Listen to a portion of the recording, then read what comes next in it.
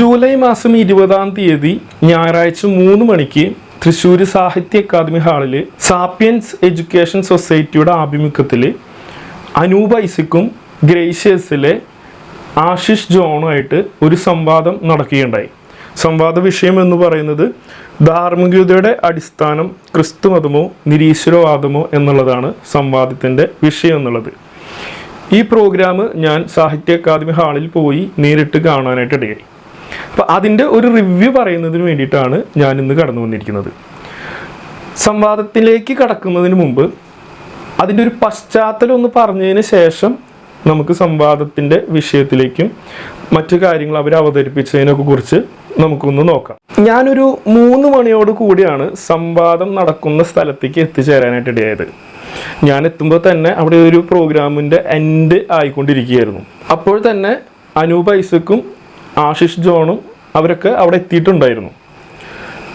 സംവാദം സ്റ്റാർട്ട് ചെയ്യുന്ന സമയത്ത് സംവാദം ചെയ്യാനായിട്ട് പോവുകയാണെന്ന് ഒരു അനൗൺസ്മെൻറ്റ് കൊടുക്കുന്ന സമയത്ത് മൈത്രേൻ എന്ന് പറയുന്ന ആൾ ആ സദസ്സിലിരിക്കുന്നുണ്ടായിരുന്നു. അദ്ദേഹം അവിടുന്ന് എഴുന്നേറ്റ് നേരെ പുറത്തേക്ക് പോകുന്നതാണ് കണ്ടത്. എനിക്ക് പേഴ്സണലായിട്ട് എനിക്ക് തോന്നിയത് അത് വളരെയധികം മോശമായിട്ടുള്ളൊരു സംഭവമായിട്ടാണ് എനിക്ക് തോന്നിയത്. കാരണം മൈത്രേൻ എഴുന്നേറ്റ് പോയതോടുകൂടി ആ സദസ്സിലുണ്ടായിരുന്ന ഒരു 1/4 ഭാഗത്തോളം ആളുകൾ അദ്ദേഹത്തിൻ്റെ കൂടെ ഇറങ്ങി പോകുന്നതും കാണാനായിട്ടിടയായി. ഇറങ്ങി അവിടുന്ന് സ്ഥലം വിട്ട് പോവുകയല്ല ചെയ്തത്, ജസ്റ്റ് പുറത്ത് നിൽക്കുകയാണ് അവർ ചെയ്തത്. അങ്ങനെ അവർ പുറത്ത് നിൽക്കുകയും നല്ല ഓളിയും ബഹളും വർത്താനമൊക്കെ ആയിട്ട് സംവാദത്തിൻ്റെ ഇടയിൽ ഞാനൊക്കെ ഏറ്റവും ബാക്കിലായിരുന്നു ഇരിക്കുന്നുണ്ടായിരുന്നത്. ഭയങ്കരമായിട്ടുള്ളൊരു അസ്വസ്ഥത അവരുണ്ടാക്കുവാനായിട്ട് ഇടയായി. അത് സംഘാടകർ നന്നായിട്ട് ശ്രദ്ധിക്കേണ്ട ഒന്ന് തന്നെയായിരുന്നു. എന്തുകൊണ്ടാണ് മൈത്രേൻ പുറത്തു പോയത് എന്നുള്ളത് എനിക്ക് മനസ്സിലായില്ല. പക്ഷെ ഞാൻ ഓർത്തപ്പോൾ അനിയൻ്റെ കൂടെ ഒരു ചർച്ച നമ്മളെല്ലാവരും കണ്ടതാണ്.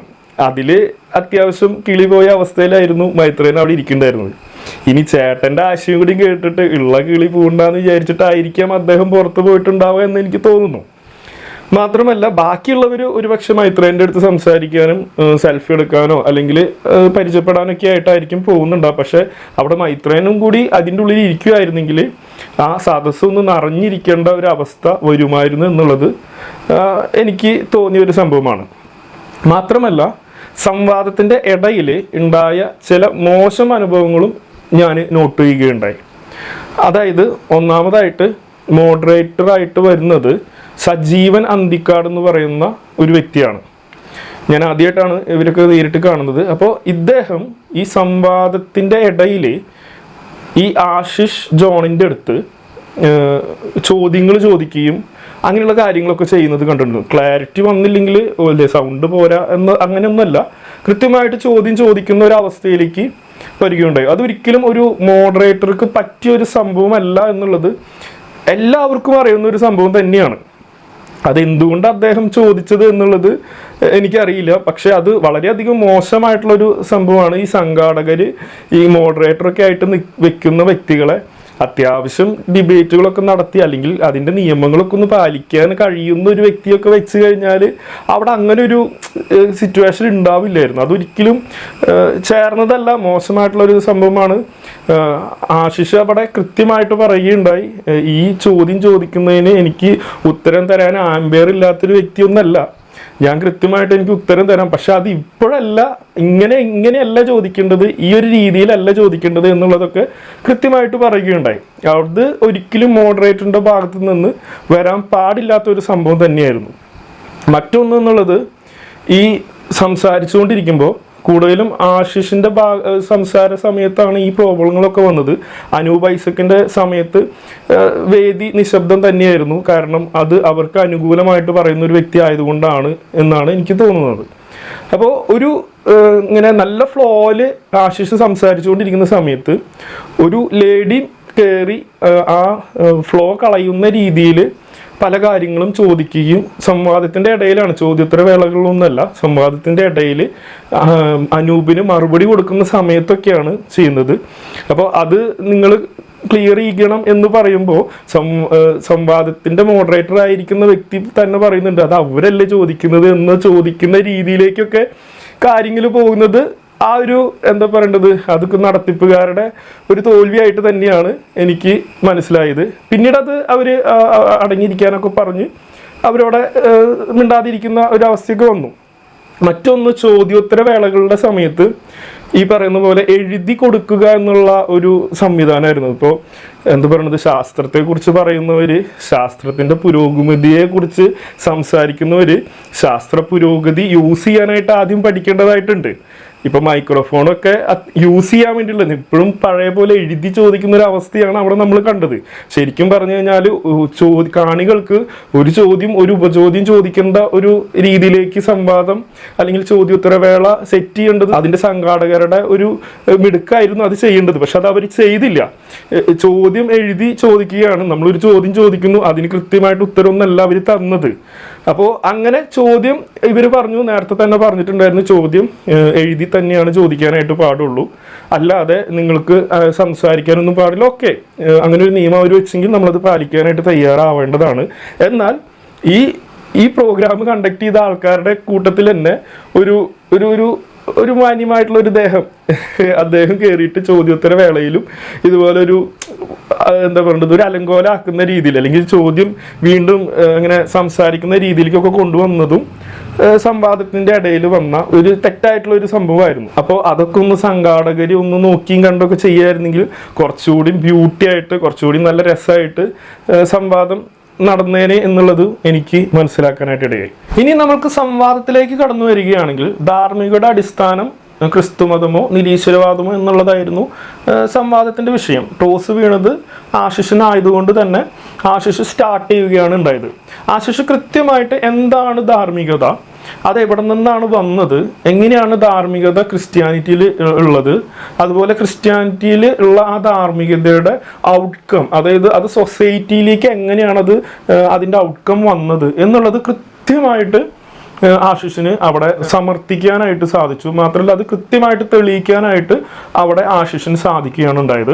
പകരം അനൂപിലേക്ക് വരുന്ന സമയത്ത് എന്താണ് ധാർമ്മികത എന്നുള്ളത് അദ്ദേഹത്തിൻ്റെ ഒരു ഡിഫൈൻ ചെയ്തിട്ടില്ല. മാത്രമല്ല നിരീശ്വരവാദത്തിൽ ധാർമ്മികത എങ്ങനെ വർക്ക് ചെയ്യുന്നു എന്നുള്ളത് അദ്ദേഹം അവിടെ കൃത്യമായിട്ട് വന്നിട്ടില്ല. ഇപ്പോൾ എല്ലാം കാടടച്ച് വെടിവെക്കുന്ന ഒരു അവസ്ഥയാണ് അനൂപിന് ഉണ്ടായിരുന്നത്. എന്താണെന്ന് വെച്ച് കഴിഞ്ഞാൽ ഈ ധാർമ്മികത മുഴുവനും നിരീശ്വരവാദികളുടെ കുത്തകയാണെന്ന് മാത്രം പറഞ്ഞു വിടുകയാണ് ഉണ്ടായത്. അപ്പോൾ തന്നെ സംവാദത്തിലുടനീളം ആശിഷിന്റെ ഒരു ചോദ്യം മുഴങ്ങി കേൾക്കുന്ന ഒരു അവസ്ഥ വന്നിട്ടുണ്ടായിരുന്നു. അത് ഇങ്ങനെയാണ്, ആശിഷ് കൃത്യമായിട്ട് അവിടെ വിശദീകരിച്ചിട്ടുണ്ടായിരുന്നു. അതായത് ക്രിസ്ത്യാനിറ്റിയിലുള്ള ആ ധാർമ്മികതയുടെ ഔട്ട്കം ആണ് ഇന്ന് കാണുന്ന കോളേജുകൾ, വിദ്യാഭ്യാസ സ്ഥാപനങ്ങൾ, അതുപോലെ തന്നെ രോഗങ്ങൾ വന്നു കഴിഞ്ഞാൽ ചികിത്സിക്കാനുള്ള ഹോസ്പിറ്റലുകൾ, അതിനെക്കുറിച്ചുള്ള ഗവേഷണങ്ങൾ, ഇങ്ങനെയുള്ളതൊക്കെ ക്രിസ്ത്യാനിറ്റിയിൽ നിന്ന് വന്ന ഒരു സംഭവമാണ്. അതിൻ്റെ ഔട്ട്കമായിട്ട് വന്നതും ധാർമ്മികമായിട്ടുള്ള ഒരു സംഭവമാണ് എന്നുള്ളത് കൃത്യമായിട്ട് അവിടെ പറയുകയുണ്ടായി. തിരിച്ച് ഒരു ചോദ്യം, നിങ്ങൾക്കൊരു മൂക്കിപ്പനി വന്നു കഴിഞ്ഞാൽ കാണിക്കാൻ പറ്റുന്ന ഒരു ഡിസ്പെൻസറി അല്ലെങ്കിൽ ഒരു ക്ലിനിക്കെങ്കിലും നിങ്ങൾക്ക് ഉണ്ടോ എന്നുള്ളൊരു ചോദ്യം ആ ഡിബേറ്റിൽ മുഴുവനായിട്ട് മുഴങ്ങി കേട്ട ഒരു സംഭവമാണ്. പലതവണ ആശിഷ് അത് ചോദിക്കുകയുണ്ടായി. ചോദ്യോത്തര വേളകളിൽ ഞാനത് എടുത്ത് എഴുതി ചോദിക്കുകയുണ്ടായി. ആശിഷ് പറഞ്ഞ ആ ഒരു ചോദ്യത്തിന് നിങ്ങൾ എന്തുകൊണ്ട് ഉത്തരം തന്നില്ല എന്നുള്ളത് ഞാൻ എഴുതിയ ചോദ്യം പോലും മുഴുവനായിട്ട് അനുഭവം അവിടെ വായിക്കുകയുണ്ടായിട്ടില്ല.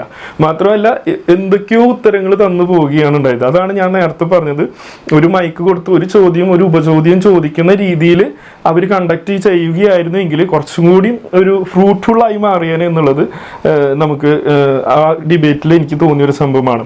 പകരം അനൂപിൻ്റെ ഭാഗത്തുനിന്ന് നോക്കുകയാണെങ്കിൽ അനൂപ് ഒട്ടനവധി ബൈബിൾ റഫറൻസുകൾ മുൻപോട്ട് വയ്ക്കുകയുണ്ടായി.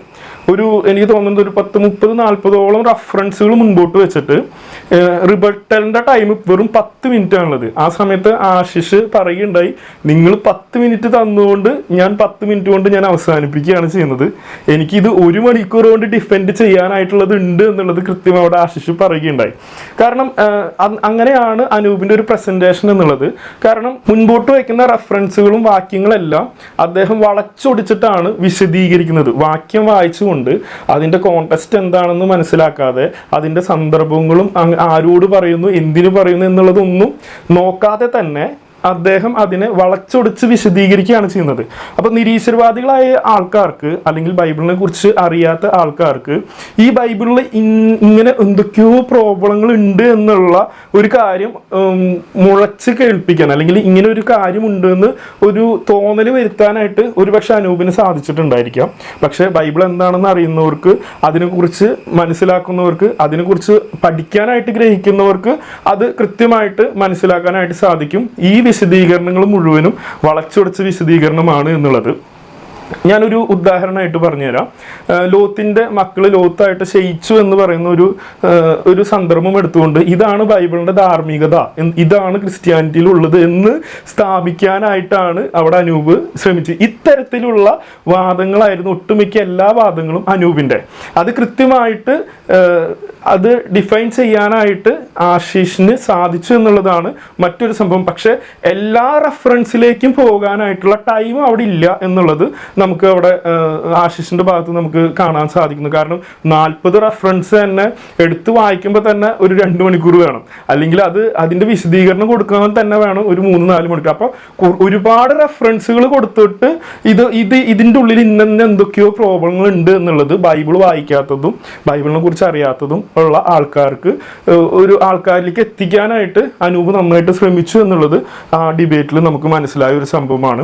അപ്പോൾ തന്നെ ആശിഷ് മുൻപോട്ട് വെച്ചു, ക്രിസ്ത്യാനികൾ ഇതിനെങ്ങനെ ഡിഫൈൻ ചെയ്യുന്നു, അല്ലെങ്കിൽ ക്രിസ്ത്യാനിറ്റി ഈ ഒരു വാക്യത്തെ എങ്ങനെ വിശദീകരിക്കുന്നു എന്നുള്ളത് പഠിച്ചതിന് ശേഷം, മനസ്സിലാക്കിയതിന് ശേഷം വേണം മാത്രം ഇതിനെക്കുറിച്ച് വിശദീകരിക്കാൻ എന്നുള്ളത് കൃത്യമായിട്ട് ആശിഷിന് പറയാനായിട്ട് ഇടയായിട്ടുണ്ട്.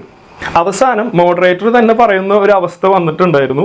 ഇത് കുറേ കാര്യങ്ങളൊക്കെ ബൈബിളിൽ നിന്ന് വായിക്കുകയുണ്ടായി, ഇത് ശരിയാണോ തെറ്റാണോ എന്നുള്ളത് നമ്മളത് പരിശോധിച്ചിട്ട് വേണം നമുക്കത് മനസ്സിലാക്കാൻ എന്നുള്ള രീതിയിലേക്ക് വരെ മോഡറേറ്ററിനെ ചിന്തിപ്പിക്കാനായിട്ട് ഈ ഒരു ഡിബേറ്റ് കൊണ്ട് ആശിഷിന് സാധിച്ചു എന്നുള്ളതാണ്. കാരണം അനൂപ് കൊണ്ടുവരുന്ന വാക്യത്തിന് കൃത്യവും അതുപോലെ തന്നെ തൃപ്തികരവുമായിട്ടുള്ള ആൻസർ ആണ് ഇവിടുന്ന് ആശിഷിന്റെ ഭാഗത്തു നിന്ന് കിട്ടുന്നത്. അപ്പോൾ തന്നെ വരുന്ന ആൾക്കാർക്ക്, അല്ലെങ്കിൽ ചിന്തിക്കുന്ന ആൾക്കാർക്ക്, അല്ലെങ്കിൽ കുറച്ച് മനസ്സിലാക്കണം എന്ന് വിചാരിച്ചിരിക്കുന്ന ആൾക്കാർക്ക് നേരത്തെ കൊണ്ടുവന്ന വിശദീകരണം അല്ലല്ലോ യഥാർത്ഥത്തിൽ ഇങ്ങനെയുള്ളത്, ക്രിസ്ത്യാനിറ്റി ഇങ്ങനെയാണല്ലോ പറയുന്നത് എന്നുള്ളത് അങ്ങനെ ഒരു വിത്ത് പാകാനായിട്ടും ആശിഷിന് അടിപൊളിയായിട്ട് സാധിച്ചു എന്നുള്ളത് നമുക്ക് ആ ഡിബേറ്റിൽ കാണാനായിട്ട് ഇടയാവും. ഡിബേറ്റിന്റെ ആകത്തുക എന്ന് പറഞ്ഞു കഴിഞ്ഞാൽ രണ്ടുപേരും പ്രതിപക്ഷ ബഹുമാനത്തോട് കൂടിയിട്ട് ഡിബേറ്റ് മുൻപോട്ട് കൊണ്ടുപോകാനായിട്ട് ഇടയായി. ഡിബേറ്റിന്റെ അവസാനം രണ്ടുപേരും കൈ കൊടുത്ത് അതുപോലെ ഒരുമിച്ച് ഫോട്ടോ എടുത്ത്, ഈവൻ അത് കഴിഞ്ഞ് പുറത്തേക്ക് ഇറങ്ങിയതിന് ശേഷം ആശിഷും അനൂപും ഒക്കെ ആയിട്ട് എല്ലാവരുമായിട്ട് നന്നായിട്ട് സംസാരിച്ചു.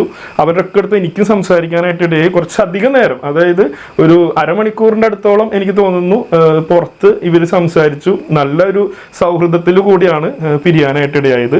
പക്ഷെ ഇവിടെ മുൻപോട്ട് വെച്ചത് എന്താണെന്ന് വെച്ച് കഴിഞ്ഞാൽ, ഞാൻ ആശിഷിന്റെ അടുത്ത് പറയുകയുണ്ടായി, ഇത്രയധികം വാക്യങ്ങളെ തെറ്റായിട്ട് വിശദീകരിക്കുന്ന അനൂപിന് കൃത്യമായിട്ട് മറുപടി കൊടുക്കാൻ സാധിക്കുന്ന ഒരു വ്യക്തി തന്നെയാണ് ആശിഷിൽ നിന്ന് നമുക്ക് കാണാനായിട്ട് ഇടയായി. അപ്പം ഞാൻ ആശിഷിന്റെ അടുത്ത് പറയേണ്ടി, നിങ്ങൾ 1-to-1 ഒരു ടോക്കിലേക്ക് ഇരിക്കുക. അതായത് ആഷേറും അതുപോലെ മൈത്രേയൻ ഇരുന്ന പോലെ, വൈശാഖൻ തമ്പിയും ആശിഷ് ഇരുന്ന പോലെ, ഇതുപോലെ ഒന്ന് ഇരുന്ന് കഴിഞ്ഞാൽ ഒരു പക്ഷേ അദ്ദേഹത്തിന്റെ എല്ലാ വാക്യങ്ങളെയും തെറ്റായിട്ടുള്ള വിശദീകരണത്തിന് നമുക്കൊരു മറുപടി കൊടുക്കാനായിട്ട് സാധിക്കുമെന്ന് ഞാൻ ഓൾറെഡി ആശിഷിന്റെ അടുത്ത് പറഞ്ഞിട്ടുണ്ടായിരുന്നു. കമ്മിങ് ഡേയ്സിൽ നമുക്ക് അതിനെക്കുറിച്ച് ചിന്തിക്കാമെന്നും കൂടി പറയുകയുണ്ടായി. അപ്പോൾ നമുക്ക് കമ്മിങ് ഡേയ്സിൽ ഇങ്ങനൊരു നല്ലൊരു വിഷയം നമുക്ക് വരുമെന്ന് പ്രതീക്ഷിക്കുന്നു. മാത്രമല്ല അനൂപിന്റെ വിശദീകരണത്തിലുള്ള തെറ്റുകളൊക്കെ ചൂണ്ടിക്കാണിക്കുമാറ് പല വീഡിയോസുകളും നമുക്ക് കമ്മിങ് ഡേയ്സിലും പ്രതീക്ഷിക്കാവുന്നതാണ്. അപ്പോൾ ഡിബേറ്റ് കാണാത്തവരായിട്ടുള്ള ആൾക്കാരുണ്ടെങ്കിൽ നിങ്ങൾ അതൊന്ന് പൂർണ്ണമായിട്ട് കാണണം. ഗ്രേസിയൽസിന്റെ YouTube channel already debate upload ചെയ്തിട്ടുണ്ട്. ഈ വീഡിയോന്റെ ഡിസ്ക്രിപ്ഷനിലും ഞാൻ ആ ഡിബേറ്റിന്റെ ലിങ്ക് ഇടാവുന്നതാണ്. അപ്പോൾ നമുക്ക് അടുത്തൊരു വീഡിയോയിൽ കാണാം.